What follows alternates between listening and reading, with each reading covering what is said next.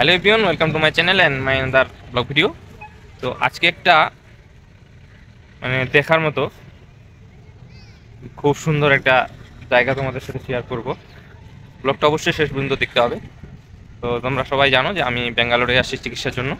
তো সেই ফাঁকে একটু বাইক রেন্টে নিয়ে ভাড়ায় নিয়ে একটু ব্যাঙ্গালোরের আশেপাশে কী আছে সেটা ঘোরার চেষ্টা করতেছি, এবং তোমাদের সাথে ব্লগে সেই কোথায় কোথায় গেলাম, কী দেখলাম, সব কিছু শেয়ার করব। তো লেটস গো। এই আমরা চলে আসছি বেঙ্গালুরু প্লেস। এখন ভিতরে প্রবেশ করব, তারপর দেখি এখানকার সিন সিনারি কি আছে তোমাদের সাথে সেটা শেয়ার করব। বেঙ্গালুরু প্লেস।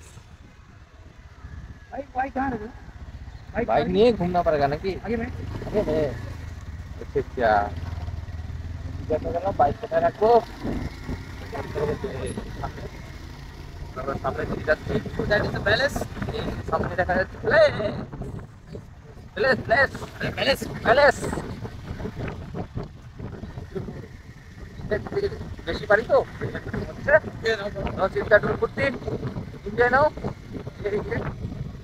বাহ, মনোমুগ্ধকর পরিবেশ। লন্ডনে চলে যাচ্ছে, বাহ বাহ বাহ বাহ বাহ। মনে হচ্ছে আমি বেঙ্গালুরু থেকে লন্ডনে চলে আসছি। Wonderful, beautiful, nice place.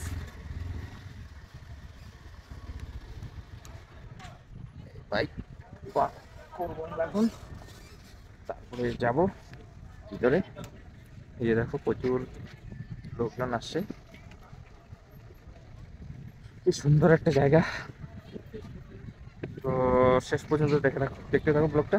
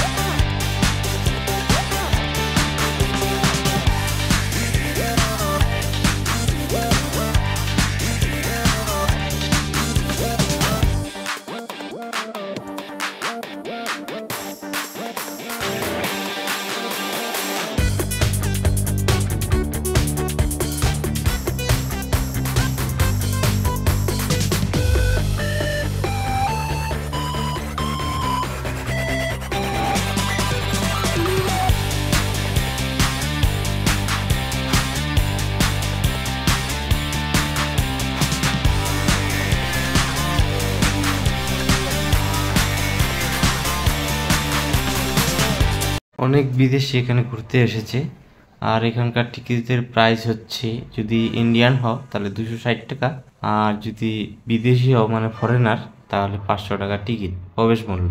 আর হ্যাঁ, এখানে প্রবেশ করলে আধার কার্ড এবং পাসপোর্ট লাগবে, মাস্ট।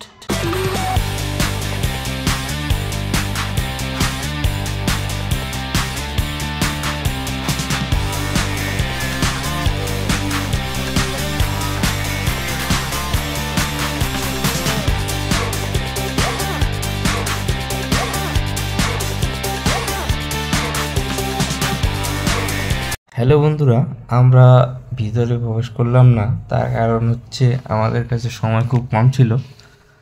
কারণ আমরা যে বাইক রেন্টে নিয়েছিলাম সেটা টাইম প্রায় অতিক্রম হওয়ার পথে ছিল, সেই জন্য আমাদের তাড়াতাড়ি বাইক জমা করতে হবে, সেই জন্য আমরা ভিতরে প্রবেশ করলাম না। তবে ভিতরে সেরকম কিছু নাই, রাজার যে ইতিহাস সেটাই লিপিবদ্ধ আছে এর ভিতরে।